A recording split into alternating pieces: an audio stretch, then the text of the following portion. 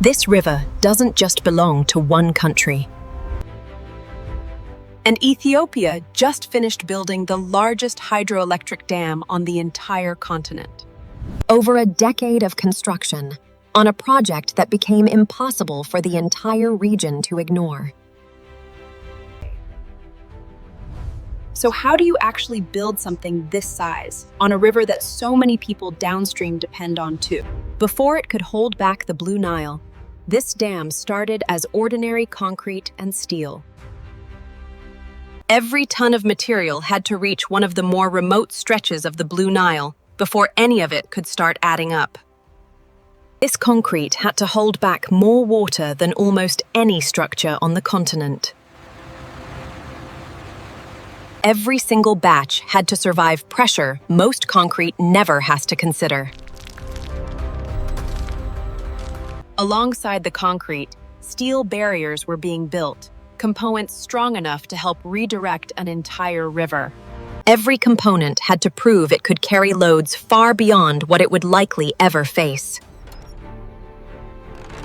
This mix had to reach the valley before it ever began to set. Before anything was poured, they had to understand exactly what kind of ground would need to hold this entire structure. Every truck here was built for terrain no ordinary construction convoy would attempt. There was no easy road to a project this remote, just one that got steeper the closer you got. The material had arrived. Now, it had to become something big enough to matter to an entire region. Before anything could be built, the river itself had to be temporarily moved out of the way. Everything above solid rock had to go before a single foundation could be trusted.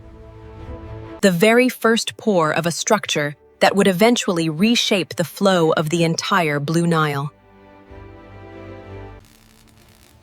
This base had to hold weight that most foundations on the continent had never come close to. Thousands of truckloads, poured continuously, for days without stopping. Precision to the millimeter, everything above this layer depended on how flat it was right now. The first true wall of the dam stood up, the beginning of something that would eventually hold back an entire river. The formwork climbed the wall on its own, chasing the height, one section at a time. Section by section, a wall large enough to be seen from space began its climb. Every bolt here had to hold up more than steel. It had to hold up the entire structure's future weight. Beside the wall itself, an entirely separate structure had to be built, the one that would actually turn this water into power. This slab had to hold turbines heavy enough to shake a smaller building apart. Each housing here would eventually hold a turbine spinning fast enough to power millions of homes. Every housing had to be perfectly aligned before the actual turbine ever went in. Already, this wall was taller than most buildings most people in the region would ever set foot in. Even the markings here were chosen deliberately, a visible mark of national identity on a genuinely national project. These gates exist for one reason: to control exactly how much water this structure releases downstream, and when. When this gate closes, it has to hold back pressure most structures never have to consider. Almost complete, and already, this single wall was starting to redefine the entire valley around it. Hundreds of sensors like this one would constantly monitor pressure along this wall for decades to come. And with that, the wall itself was finally completely whole. Even before a single drop of water was held back, it already looked like it was reshaping the entire valley. Every inch of this regionally significant structure still passed through very ordinary human hands. Behind every finished section, there was still a construction site, making sure no one got hurt building it.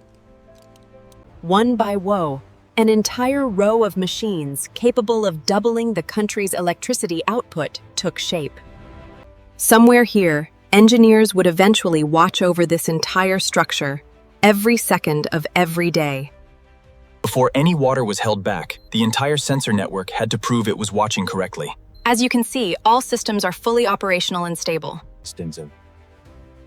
Throughout construction, technical teams from the countries downstream were part of ongoing conversations about The moment the river was redirected back to where the dam was actually waiting for it. For the first time, the Blue Nile met the exact structure built to hold part of it back.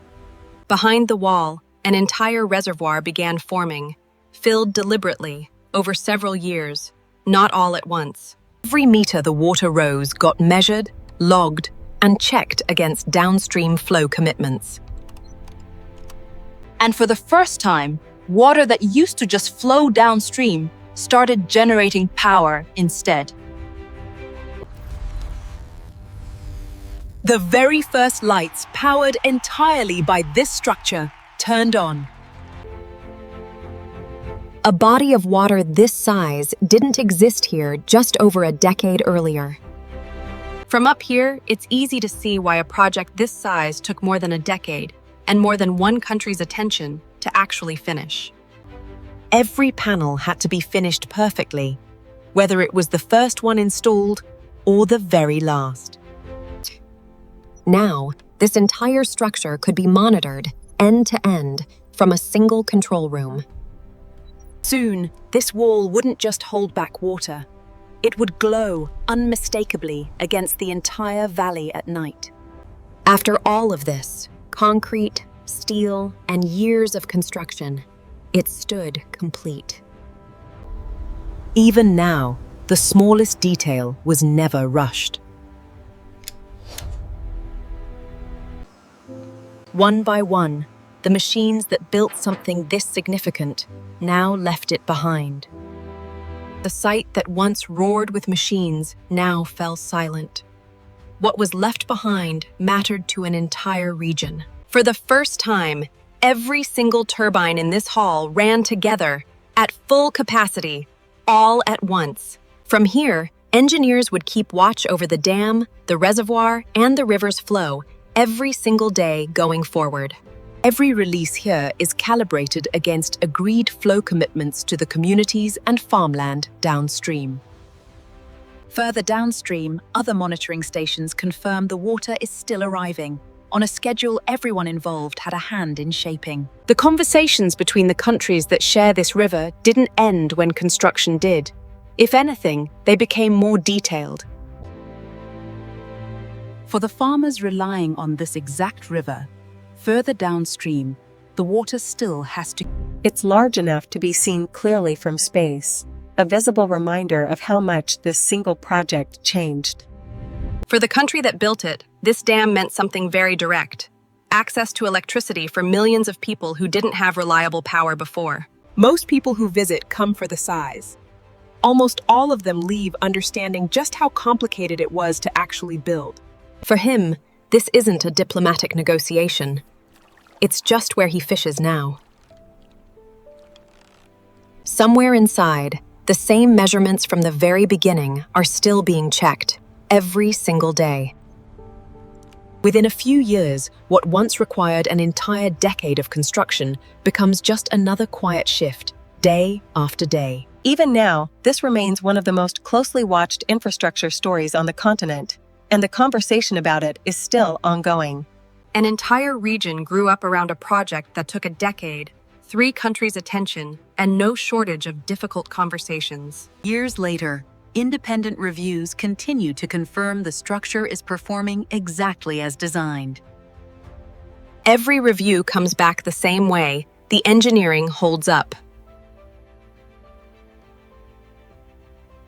It was never just an engineering story. It was always going to be a regional one too, and it still is.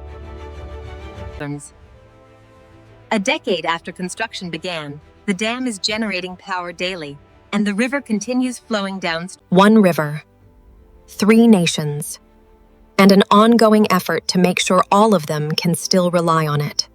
Every calculation, every turbine, every sensor approved one final time. After more than a decade, the project is formally marked as complete. For the people who actually built it, the moment feels less like a celebration and more like quiet relief. For communities that never had reliable electricity before, this is the part of the story that actually reaches them first. From up here, you can see both sides of the story at once, what this dam created and what it still has to carefully manage. Most of them will never be part of the negotiations. All of them will still live with the outcome. Within weeks, what once seemed like an impossible undertaking becomes just another part of the daily rhythm here. The conversation about how this river is shared didn't end with construction. It's still happening, and so is the water reaching everyone downstream. Downstream, the river keeps moving, the same river it always was, just managed a little differently now. One dam, one decade of construction, and a story about sharing a river that is still being written. Every sunrise here now rises over water that used to just pass through, and now pauses long enough to matter to millions of people. This is not just concrete and steel. This is what happens when one nation's ambition meets a river that several nations still have to share. A decade of building. A river shared by 3 nations.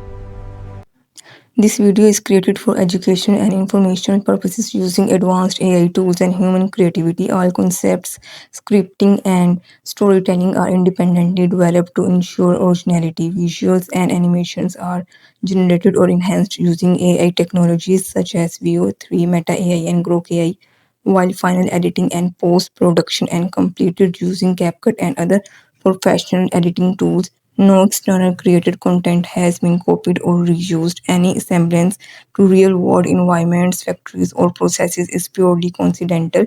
All scenes shown in this video are digitally created and do not represent real footage. This content is produced with transparency and follows YouTube monetization guidelines.